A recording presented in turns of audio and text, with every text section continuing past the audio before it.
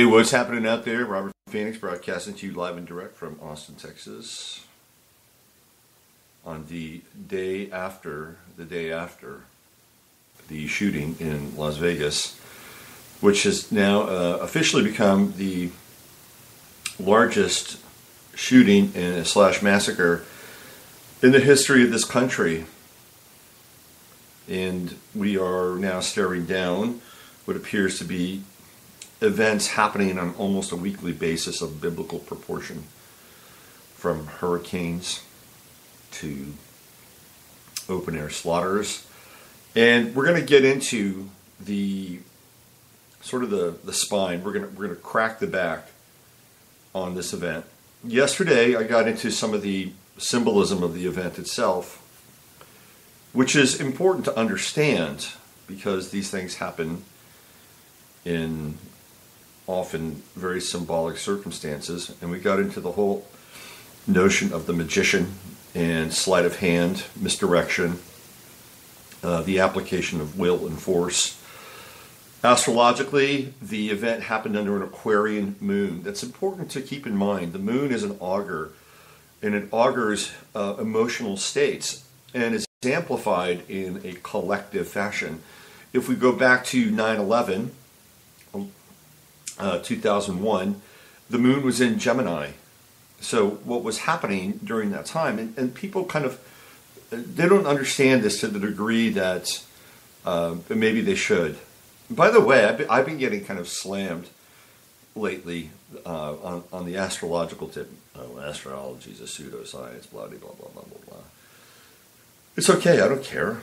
You know, it's a tool. It's a tool that I use. I got a bunch of other tools in my kit. You know, it's just one tool. But it's a very effective tool. It's how I make my living and how I get to help people. So I'm happy about that. But if you go back to 9/11, we had the moon in Gemini on that day. And so what happened, the amplification, the collective amplification of emotional energy split people. There was a sense of being traumatized. And our energy and our emotions sort of torn us under, because that's what the event was supposed to do. It was supposed to kind of tear us asunder. How did that occur? Well, it occurred because we lived in theoretically the most secure and safe country in the world. We had never had a significant attack on our soil by anybody else in the history of the country. So it's really, you know, a big deal. I mean, I'll use some graphic terminology for that. The country had been virginal, you know, and there had not been a major conflict or war on the soil since the Civil War. And certainly nobody from the outside. So 9/11 was almost the equivalent of being raped at a collective level, okay? That's kind of the energy. And so when that happened, people were traumatized. It was all of a sudden they were kind of outside of themselves, which is what happens when you experience trauma. You disassociate and you move outside yourself. So you're no longer a part of your own functional experience. And what happens in that point in time is that there is the potential for other energies, entities, agencies, programs to all move in and then occupy your attention, your consciousness, all of it moving forward. This is what happened, and the moon amplified it because the energies became split on 9/11. There was some strange kind of, you know, briefly in a moment of time, unification because, you know, of the tragedy of the event and the outpouring of well-wishing from the rest of the world. But clearly the administration not only squandered that, but took advantage of it. And then there was another split that happened with Abu Ghraib, and seeing what was going on with the prisoners that they captured in Liddy, England, and all that stuff. And if you were an American paying attention then, at that point in time, and seeing those photos, which were released on purpose, by the way, they were sent out to actually demoralize you even more. And you just sit back and go, what the hell is going on here, right? All the goodwill that the Americans had accrued got squandered and pissed away, and all of a sudden the rest of the world was like, you ingrateful sons of bitches.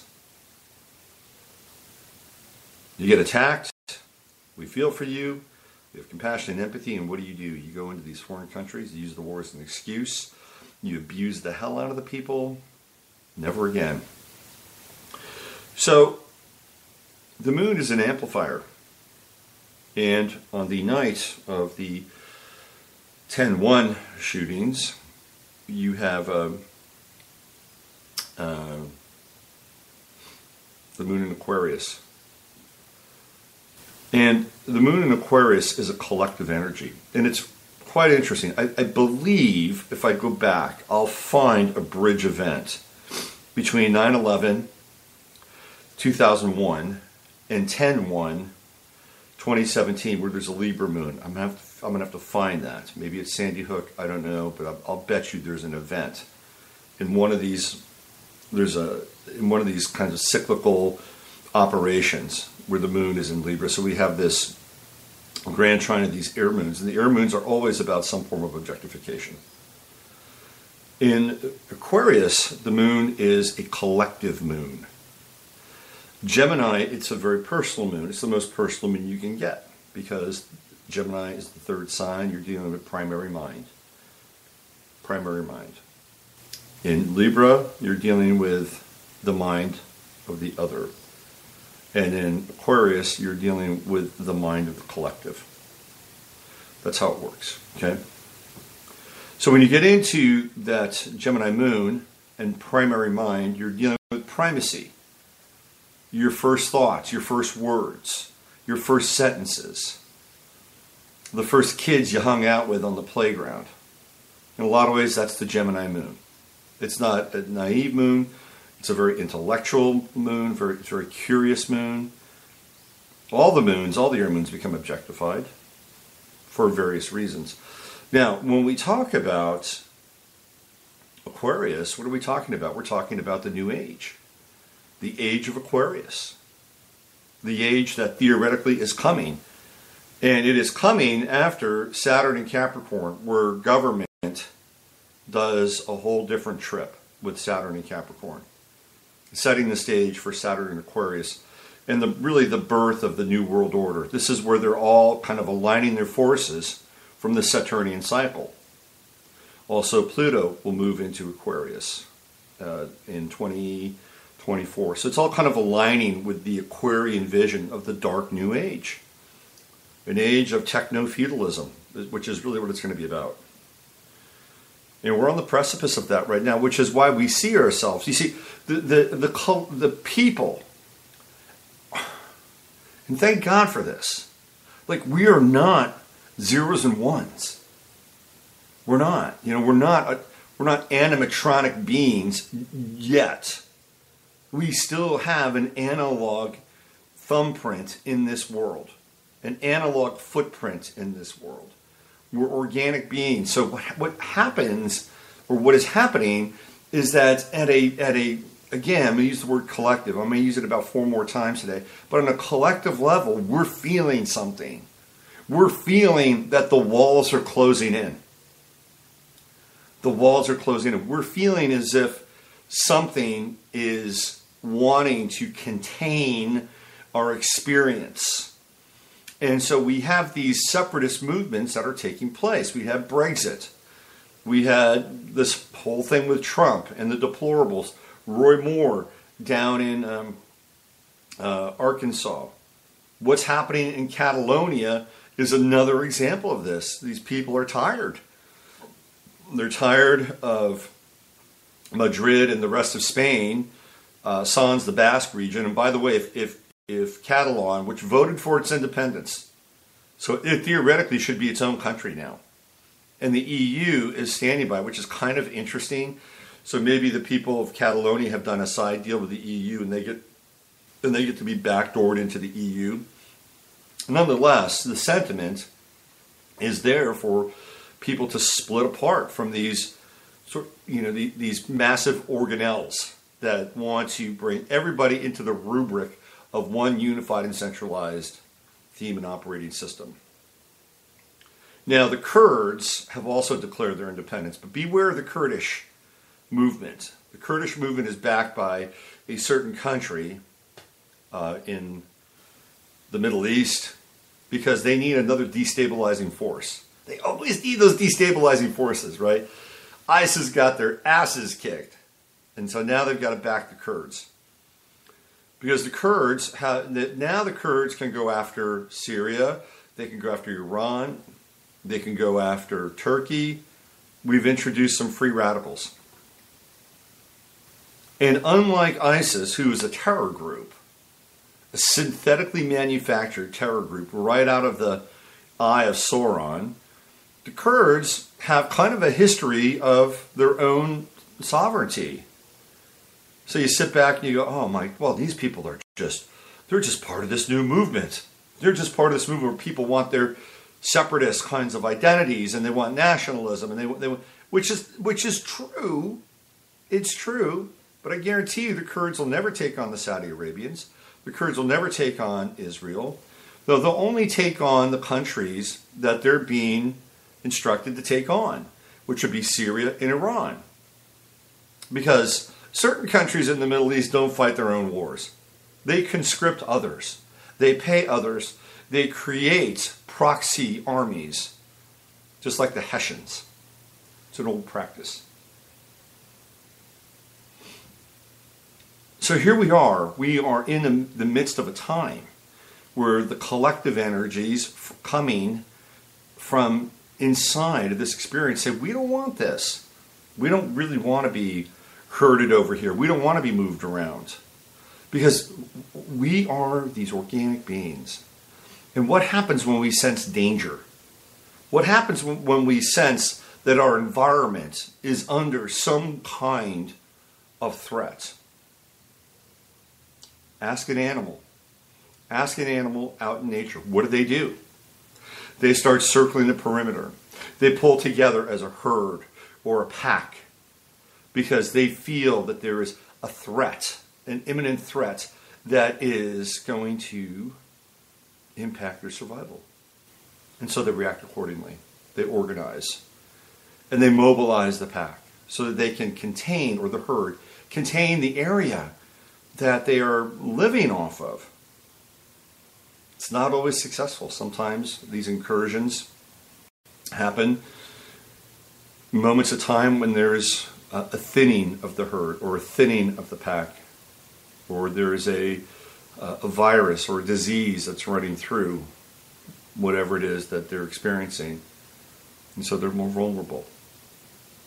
And the question is, can they rally and rise up? So this is where all this is headed. And under the Aquarian moon, it is the trigger for these collective energies on an Aquarian level. You know, we must move for the betterment of everybody. Because that's the nature of the Aquarian moon. It's everybody. We're playing on the emotional lyre, L-Y-E-R, the emotional lyre of the Aquarian moon, which says all these guns must be banned. We must do all of these things moving forward so that everybody is protected. We must have facial recognition in every single hotel moving forward. That's right, facial recognition. Biometrics. We must ban muzzles. We must ban this. We must ban that. You know, the liberals and the people who are pro-gun control, they're all out en masse. They can't even wait. They can't even wait 15 minutes, and they've got their torches burning. And if I was a parent or a husband or a wife or a boyfriend or a girlfriend or a friend of somebody that got wounded or killed in Las Vegas, because I believe that there are people that actually got hurt there. And we're going to talk about the false flag aspect of it. I would be pissed. I would be totally pissed that these politicians just can't even wait a day before they start politicizing this thing and banging the drum and all their late night whores. I tell you right now, if you have not cut off cable TV, and if you haven't stopped watching Jimmy Kimmel or Jimmy Fallon or Stephen Colbert or whomever else late at night, you're fucked. I'm sorry, you're just fucked. Because these people, they are the front line guard late at night. Think about this. Just from a psychological perspective, you're in a circadian rhythm and you're drifting off to sleep. You're already getting into a different kind of mind state. You're already beginning to drift into delta and theta, and you have the highest level of suggestibility really at this point in time at night. Or let's say perhaps you're restless. Why are you restless? Because you're conflicted generally. Something's going on in your life and you can't resolve it. Whether you can pin your finger on it or not, you're restless and you're robbed of your sleep. So at that point, when you're conflicted, you're generally two minds, or more than one mind, or more than one set of emotions. That's another way for the message to creep in. So you're either restless and conflicted, or you're in a sort of a pre-hypnagogic state when these guys come on at night. And there they go. They just work their magic and become these implantable suggestions or suggestors inside your head. So you got to be careful what you put into your head before you go to sleep at night, because TV truly is all about the programming. So what I want to do now is I want to get into some audio. This is audio. I'm going to bring it from two different sources. And it's going to take up probably about 25 to 30 minutes of the show. And I'll come out of the audio. The first piece of audio I want to play for you is a 9-minute snippet from Michael Savage. And I'm not the biggest Michael Savage guy. I mean, he's interesting. I used to listen to him in the Bay Area. He's very controversial. He's very smart. He's a sharp guy. But I don't go to Michael Savage's website on a frequent basis. But this popped into my Facebook page. Somebody sent this to me, and it's a call from one of Stephen Paddock's neighbors. And this guy gives you a psychological rundown without being a psychotherapist. He's a neighbor, and he gives you an idea about who Stephen Paddock was. So again, this is from the Michael Savage show. It came in yesterday, and I did not download it because I didn't have the download time to download this thing. So I'm just going to play it from my speaker to you and let you listen. Let me just make sure that my thing is open here. We got this. Okay, we're good. All right, so it's about 9 minutes long. This gives you an idea as to who Stephen Paddock was. Oh my God, we have a caller on KBET radio in Las Vegas who says he is a neighbor of the shooter. This man has not appeared on any other show in America. Is this true? Before I take him, call screener. We have a caller on the line from KBET radio in Las Vegas who says he is a neighbor of the maniac who did the shooting. Rick on line 9, please go ahead. Yeah, Mr. Savage, how are you today? Are you really a neighbor of this maniac? I was, yes, sir. And I'm no longer in Mesquite anymore. I'm in Pittsburgh, Pennsylvania, but I was his neighbor for about 7-8 months in Mesquite. And I can tell you 100% that this is not that kind of guy. I was there working and seen him probably every other day on my way home. He used to sit with his garage open and sit out there in his driveway with his lawn chair right at the edge of the garage and the driveway.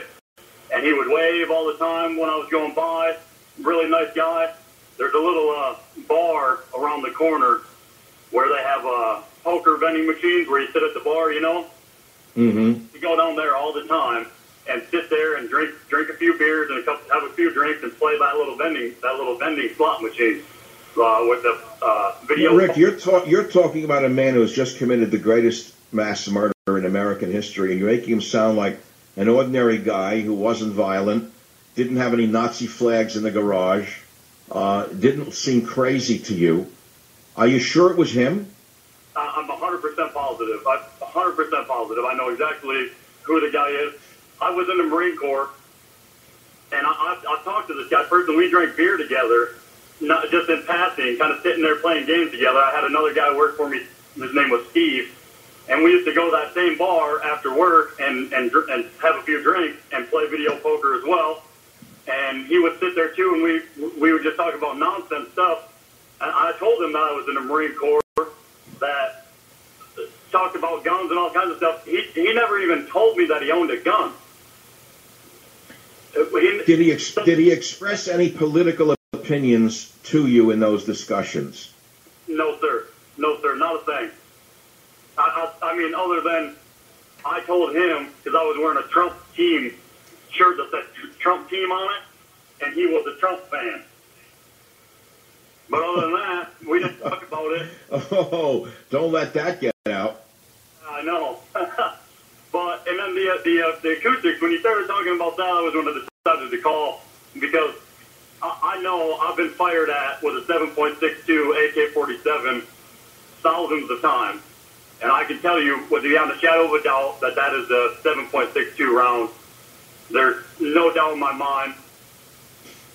You can tell, like your previous caller said, by the thud of it at the end of it, and the discharge rate. 22 fires at a lot faster velocity and a more rapid recession than the 7. But do you confirm that this was a belt firing weapon? It's not. No, you have to be careful when you define belt-fed weapon, because that could be a drum mag, it could be a belt fed from the side.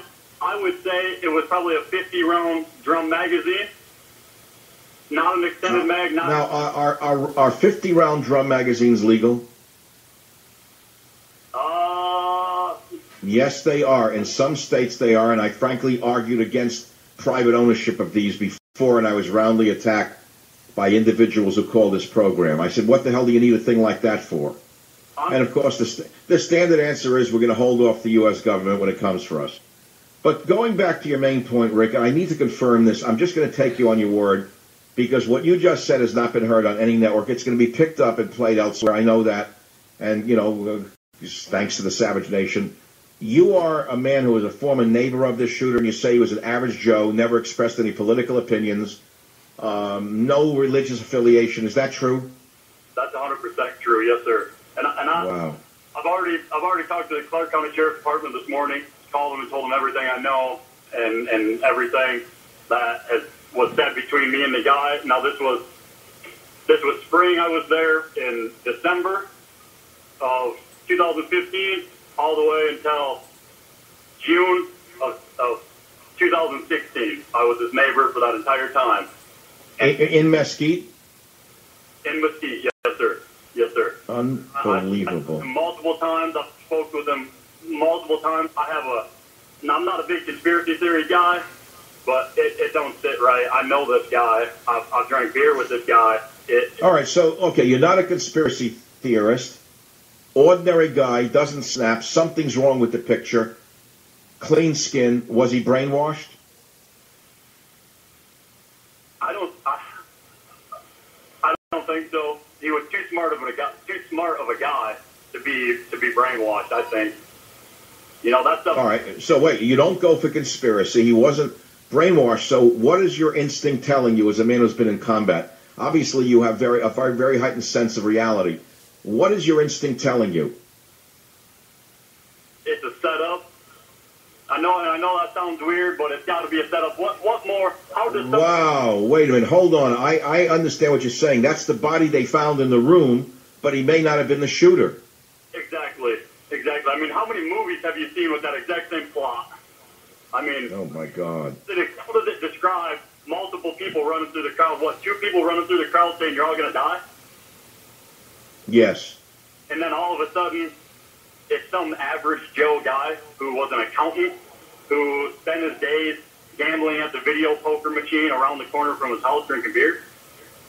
All right. So, if you were writing the mystery novel, there are far more nefarious players involved. They did the shooting. They broke into his room and killed him and made him look like the shooter by laying guns in the room. Absolutely, and he had been there since the 28th of September. Yeah. And then finally, on the last day of the last show of the concert, he started shooting people. I mean, it doesn't add up. Why didn't he shoot people a long time ago? What did he do? Go out and enjoy his weekend and then decide he was going to kill people? Like, it doesn't make sense. It doesn't add up to me, especially not this guy. Not this guy. So you're confirming in your mind a conspiracy theory in your mind. We call it that. Call it what you want. That's the person they found in the room, but we don't know if he was the shooter, is what you're saying. That's what I'm taking it as. I mean, prove to me he was the shooter. Show me the ballistics on his hands from him shooting and on his clothes from him shooting all these shots. On top of that, watch the videos. AK-47, watch any video from when we were in Afghanistan, and the end of an AK-47 in the middle of the night lights up like a Christmas light with a flash. There's nothing coming out of that room. Wait, there were no flashes coming out of the windows of the Mandalay? Watch the videos. I've watched them on Twitter and on YouTube 100 times, and they're looking at the Mandalay Bay and a lot of these cell phones that people are holding, and you don't see a flash one coming out of that room. Well, did he have a flash suppressor on the end of his weapon? You wouldn't. I mean, there's still. I mean, you're 30 stories up in the middle of the night. You're going to see something. I mean, but why would he? And anyway, why would he need a flash suppressor if he was just randomly shooting into a crowd? What's that for? Whoever was doing it knew that they would be caught eventually, but you're saying he didn't even do it.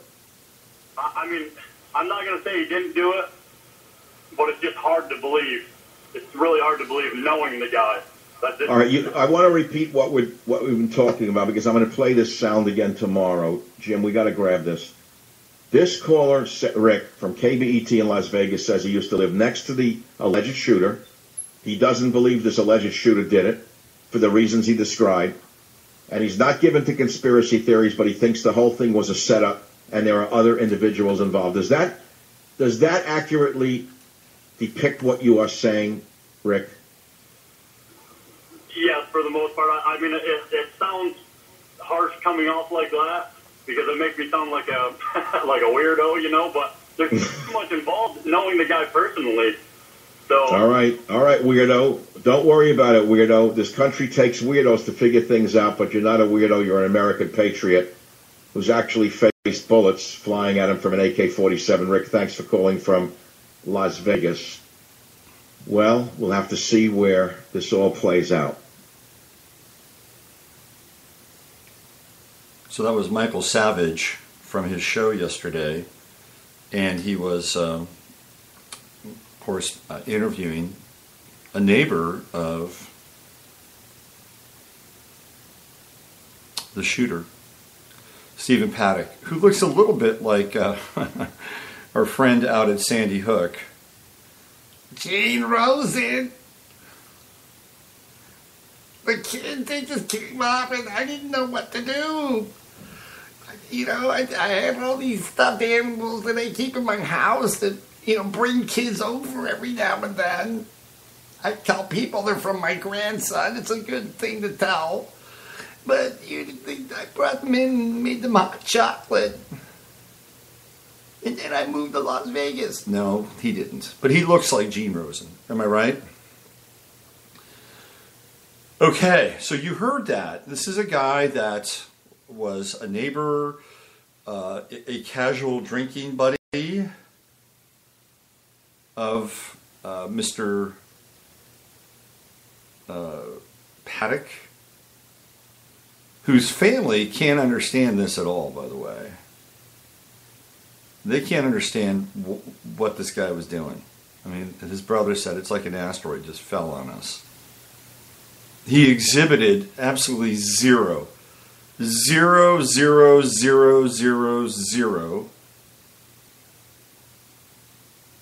history of being this kind of person. Now, this woman that he was with, this Mary Lou Danley, is, I think, a person of interest. She was apparently living at his house. And she had been married to somebody by the name of Gary Danley.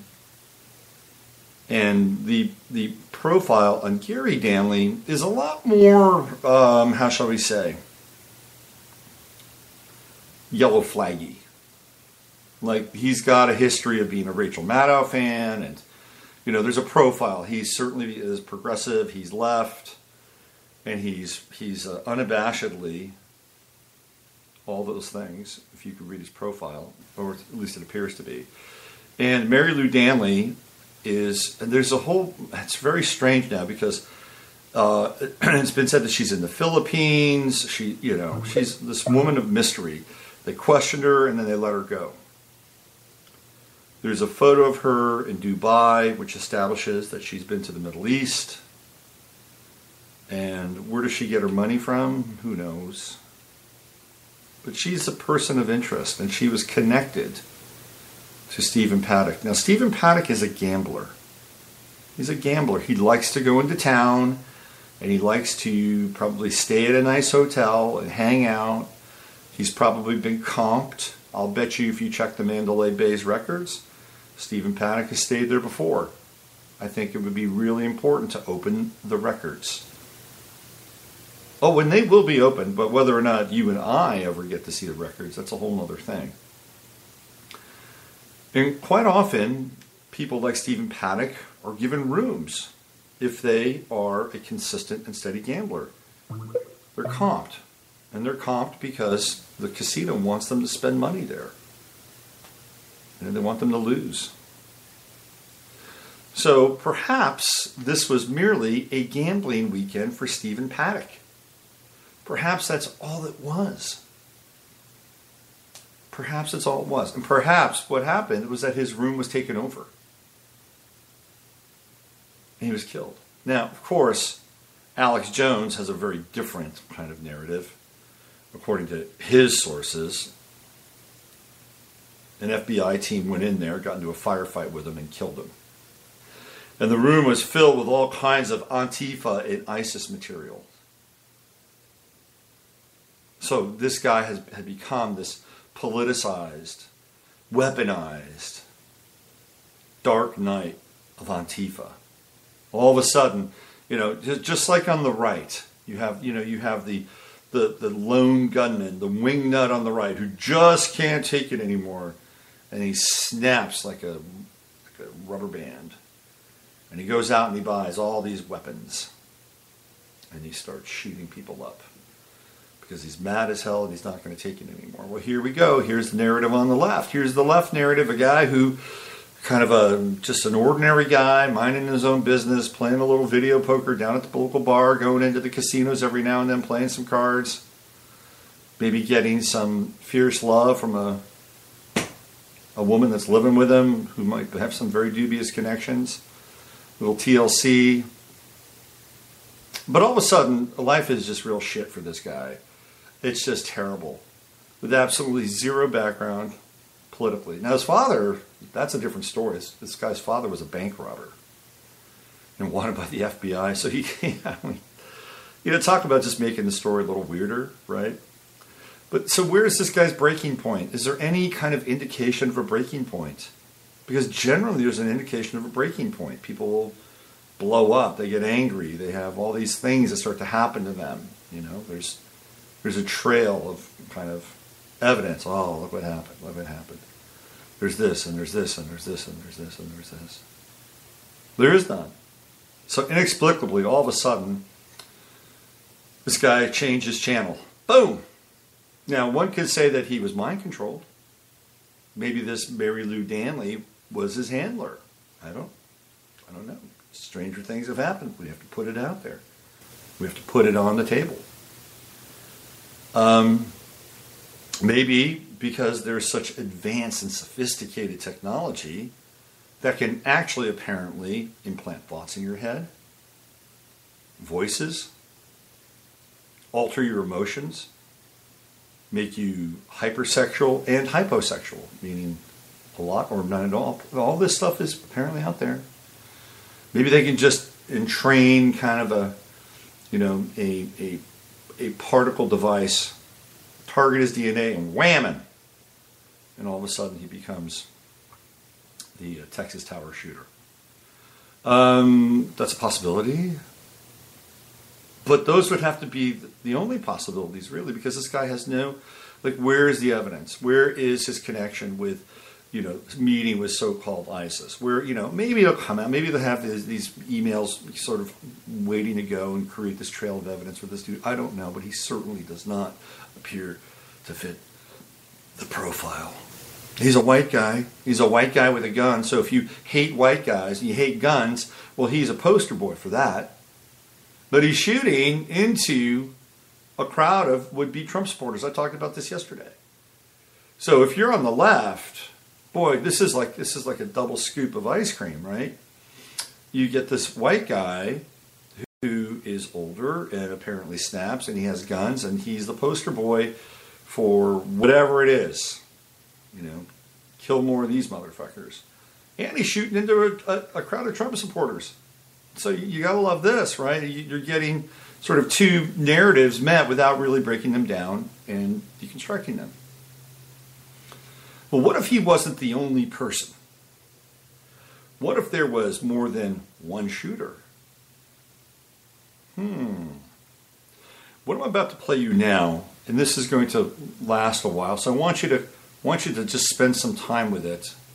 I'm going to try to get into it for about maybe, this is a 51-minute sound file that was taken from a scanner during the Las Vegas shooting. Okay?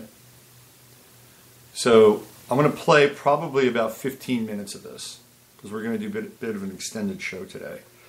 And you're going to hear in here that these are police now. They're on the ground, and they're talking about more than one shooter. This is a raw feed, and I grabbed this from SoundCloud. So here we go. I'm going to play this for about 15 minutes. I'll come back, we'll discuss it, and then we'll wrap up the show. Here we go. Route 91, sounded like an automatic firearm. Copy, covered at 169 Family. They have shot fired.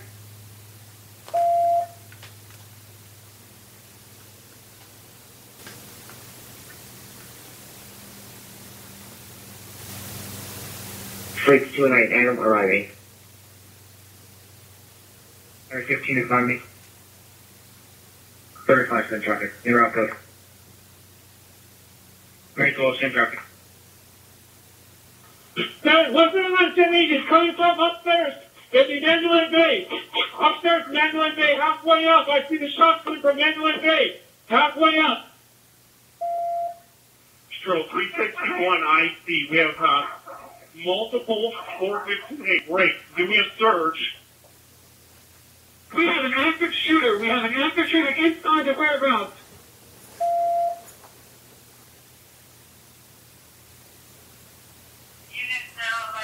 Stroke 4, send me the active shooter on Kensington Center, please. Copy. From that direction.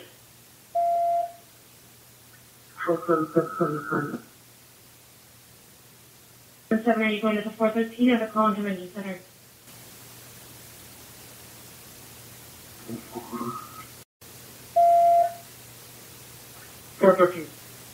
Acknowledge. Yeah, special event, you're going to have to move. Control, this is CP, just advising there are people down on stage left. Okay, now how about 415A coming in? And that is an open line with a female saying there's a shooting. Control, that is correct. Shots fired from Mandalay Bay. There's many people down, stage left. Just be advised. Control, we have anyone covering the southwest corner between Mandalay Bay and the venue. CP, I need eyes. Somebody in the CP, can you tell me where it's coming from? We're heading for Mandalay Bay. Somewhere at Mandalay Bay. It's at the intersection. It almost sounds like it's that close. Arriving unit is coming across the boulevard, so look at it, be careful. It sounds like an elevated position that they have. 790 arrived. I'm going to form a strike team. Mandalay Bay and the boulevard. I need 5 officers on me. We have multiple casualties. GSWs with the medical check. Multiple casualties.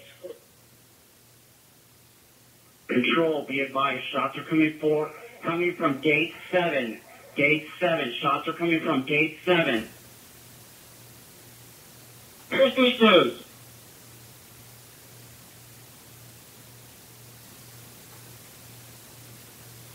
159 SC, we have a rifle deployed. We're in front of Mandalay Bay.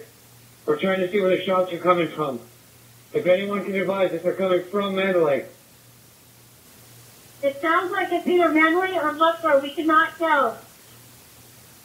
So, Mary, we need the boulevard shut down at Russell Road northbound. Air unit. Is there units that can shut down the boulevard northbound at Russell? 175 Sam Easy, I'll shut it down. I'm coming back that way. 175. For Mandalay Bay, it's getting a little bit more faint.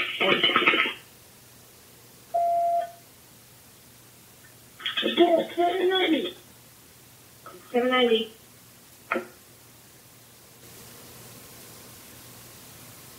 790. Control. Control, Sam Easy. 160 Sam Easy. 60 Sam Easy. Control 3, Mary, we need the boulevard shut down north and southbound. Russell Road, Flamingo. Mary 10 en route. We got that. Control 172 Sam Easy. 172 Sam Easy. 159 is coming from like the 50 or 60th floor. North of the Mandalay Bay. It's coming out a window. We're getting shot. Control 179 Sam Easy. We're seeing local flashes in the middle of Mandalay Bay on the north side, kind of on the west tower, but towards the center of the casino, like one of the middle floors. So, there's that house shot. Mandalay Bay northbound. Right outside Route 91 at the south end. We just got local medical tent on that east side. Local GSWs. Is there a unit down? 314. 314. I'm inside the Mandalay Bay on the 31st floor. I can hear the automatic fire coming from one floor ahead. One floor above us. Copy. Is there a unit down? Repeat, just be advised, it is automatic fire. Fully automatic fire from an elevated position. Take cover.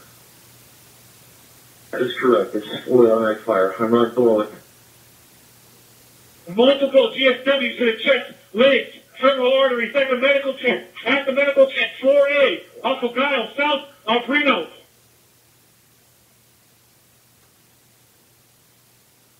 Number 51, I see there's a flashing coming up from about a third of the way up, center, tower, Mandalay Bay. East up.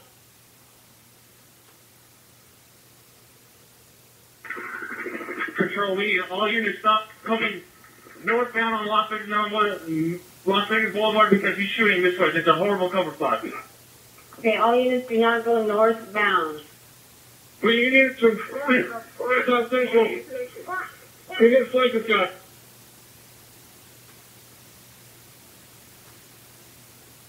Control 166, I have a gunshot victim at gate 4 in the leg. Control, I got one down, gunshot wound to the leg. Reno and Giles in the intersection. I also have another female, same traffic, snorting shot, looks like in the mouth. Reno, Giles. Copy. CP, we need to send medical when you can over to Reno and Giles. Expedite it, please. Okay, they're being advised.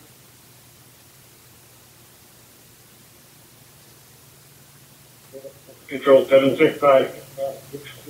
Just be advised that we're in down on the east side of Las Vegas Boulevard. And we are going to be just north of, we're just north of Mandalay Bay Drive, east of the boulevard. We got about 40 to 50 people. We're pinned against this wall. Right. We're taking gunfire. It's going right over our heads. There's debris coming over our heads. So we're sitting down here with a bunch of civilians. Control 166. I have a gunshot victim at gate 4. Gunshot to the leg. Okay, we can't worry about victims. We need to stop the shooter before we have more victims. Anybody have eyes on this shooter?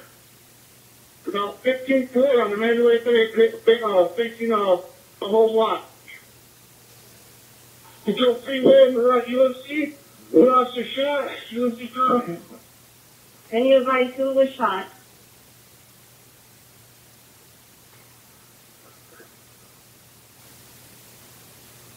Did any advise the officer that there's 67 SE. We have multiple victims shot fired right at the medical tent. We got one shot in the head. Hey, officers, please stay calm. Just relax. We're trying to get this set up. Okay, just stay calm. 7910, he's in the medical tent on the east side. We're making trying to get out of blankets, but I'm running out of blankets, sir. So see if we can contact Mandalay Bay, have them shut down their elevator so he can't get mobile, and we can take the stairs and block all the stair exits. Patrol 224, go ahead and start getting all the in-the-box squads rallied to South Central Air Command. Let's make that the CP for now, and we'll update as we go. okay, I'm not there. Where do you want the CP at? South Central, we're copying all calls already check the SWAT. Control 3, Mariana, I got multiple people. We're saying to the church out in Reno. Wait, cycle to that advice for Reno and Vile. 0765.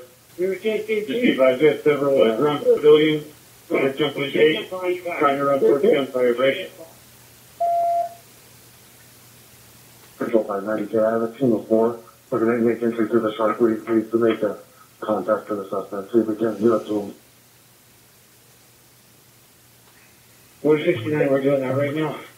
32nd floor. Copy, we'll make our way to give you support. Okay, he's still firing. Now we'll stand by and wait for more rallying to us. Well, Mary 22 on route to UNC with a female with a gunshot wound to the head.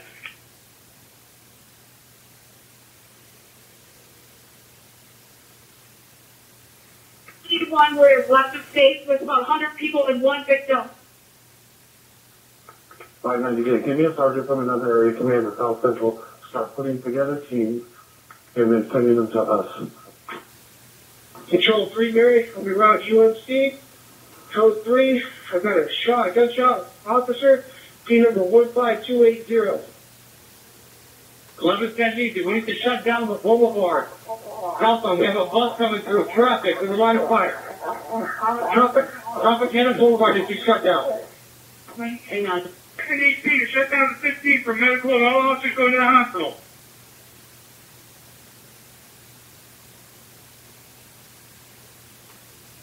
It's been a while since we've heard any shots. Does anybody have eyes on the shooter? We have the Mandalay Bay locked down.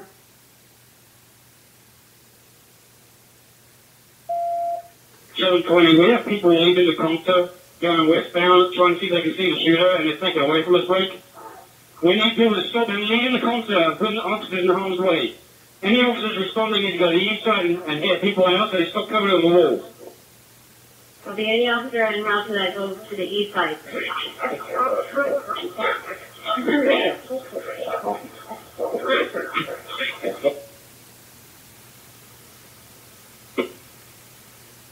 Control, I got 2 victims at gate 6.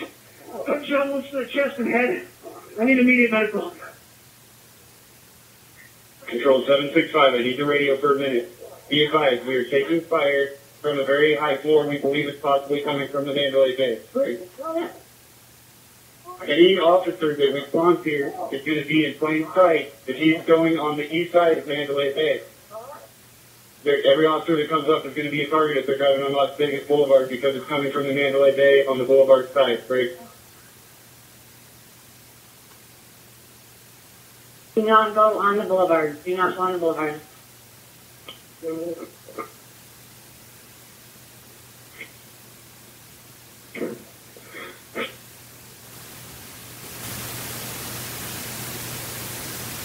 Control 3 Mary, arriving UFC trauma.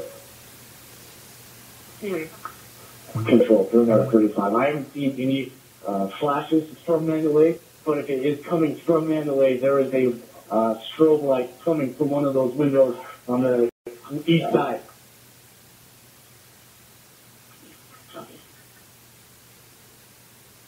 Control 361. 361. Okay, I'm not having radio reception. I need another lieutenant to set up a command post on Las Vegas Boulevard at Tropicana. All units need to start staging so we can come from Tropicana in the Boulevard. Copy. All units need to stage Boulevard Tropicana. Control 35. We're getting from civilians saying that there might have been 3 shooters. Copy. Well, G360, we've interviewed multiple people leaving the concert venue that is on the north side of Hacienda, east side of Las Vegas Boulevard, saying that there are multiple people that have been shot or were shooting in the concert venue. Set up a perimeter, Tropicana and Russell, and lock a good outer perimeter down, as well as evacuating these victims. We need a perimeter now. Control 656, I'm arriving at Trop in the Boulevard now. I will establish our CP here. 656. NHP to shut down the I-15 off-ramp to Tropicana, please. Control 396, I'm in the stairwell on the 32nd floor. Control 159 FE, you need the radio, please. I'm on the 32nd floor. The room is going to be 135, break.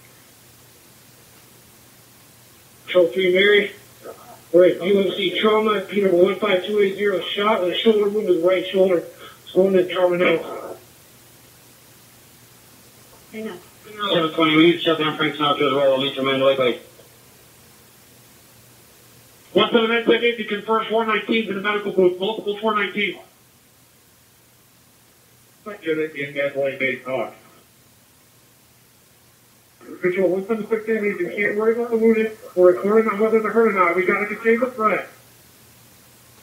There's a 410 vehicle going the wrong way, a white car that's going down Las Vegas Boulevard towards Mandalay Bay.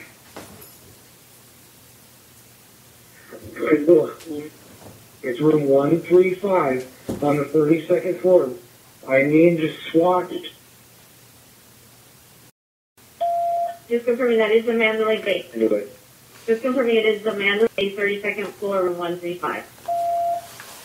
That is affirmed. We have a 4-man element, however, to the very end of the hall. 648 Paul David, I have multiple GSW victims over here on the east side of the building. I'm on Reno, just east of the boulevard, on the east side of this building. I believe it may be a church. I've got numerous gunshot victims. I need medical in here, and I've got a 5-man team to provide cover.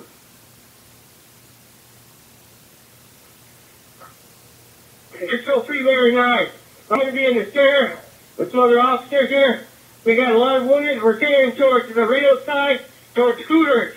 We're going to need a couple of medical evacs in the center of the south stage. Control. We just spoke with security at Mandalay Bay. They're saying they have shots fired on 29 and 32nd levels. Control 176 man easy. Did you hear that? 29 and 32nd levels. That first side, we have about 10 civilians out here. No injured, we should be back. Control 3 Mary 19, we're coming out on the 32nd floor. Just advise the other officer. All you see about 3 Mary 19 is coming out on the 32nd floor. Girl, what do you want to see? What do you want to see? 182 SC. We have a security officer also shot in the leg on the 32nd floor. He's standing right by the elevator. Yes. Control, please.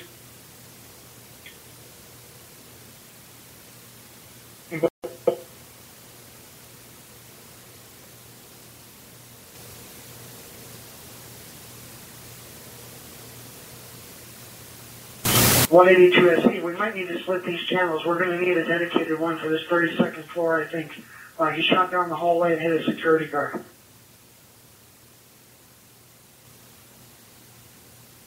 And we have a 4-man team up here, and we have another element coming to us. So we're going to have about 8 on the 32nd floor. We will need the 29th floor. It sounds like it's confirmed there are at least 2 shooters with fully automatic weapons. Bingo. Bingo. Patrol, do we want?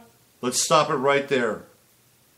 At least 2 shooters, confirmed, at least 2 shooters with automatic weapons. This is a live, raw feed. 32nd floor and 29th floor. This blows their narrative.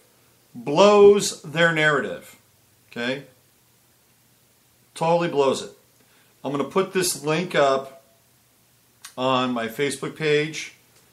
And if you go to my Facebook page, you'll be able to grab it. If not, you can certainly forward the show, because we've done 2 things here today. We've put together 2 pieces of evidence. One is circumstantial, and the other is sort of evidentiary. So we have the guy that lived near Stephen Paddock clearly identifies Stephen Paddock as somebody who does not fit a profile. And here we have this raw scanner feed from Las Vegas police talking about shots being fired on the 29th and the 32nd floor, that there were at least 2 shooters. Okay. Interesting, right? Now, there's the whole mystery of the flashing strobe, which seems to go off in time with the gunfire. Haven't cracked that one yet. Perhaps that's just a diversion. Could be a diversion, have a flashing strobe. People go to, maybe that's on the 29th floor. I don't know. But clearly these guys have identified 2 levels of shooting. The 29th and the 32nd floor. Well, our show's gone a little bit longer than usual today, because these are unusual times. We try to fit in as much as we can over the course of as brief a period of time as possible, because I know that even though the world seems to be going to hell in a handbasket, we all also have lives, we have jobs, we have kids, we have things that need to sustain us as we go through the sort of the eye of the hurricane, so to speak. And we haven't even gotten into Puerto Rico. Wow, what a mess that is. Trump versus the mayor of Puerto Rico. Oh man, can't script it any better than this. All right, so here's what I got to get onto the business side of things now for a little bit. I don't come on to the show and pitch for donations very often, but when I do, there's usually a pretty good reason why I'm pitching for donations, because I need to keep this going. So if you listen to the podcast, if you like the podcast, I don't charge for it. I don't have any ads.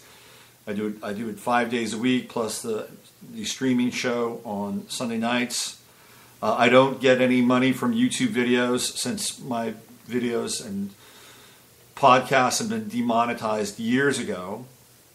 So all I do is I just post my stuff up there, and it's free content.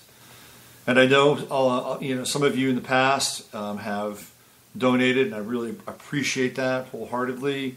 And it's because of your efforts that I'm able to continue to do this, continue to pay my rent and pay my electricity and all the other stuff that goes along with it. Pay for my cat food so they don't tear my face off. So if you're listening to this podcast and you feel so inclined and you'd like to donate to the continued effort here, you can go to my website, robertphoenix.com, where I have a donate button. It is a PayPal donate button, and you can certainly drop a few pennies in the donate button, in the donate fund there, and that'd be really appreciated. And anybody who's done it in the past, I always follow up and thank you, and your generosity, gratitude is certainly recognized and appreciated. So that's it for today's show. You know the drill. Use your head to discern what's real, your heart to stay open to what's possible. I'm Robert Phoenix.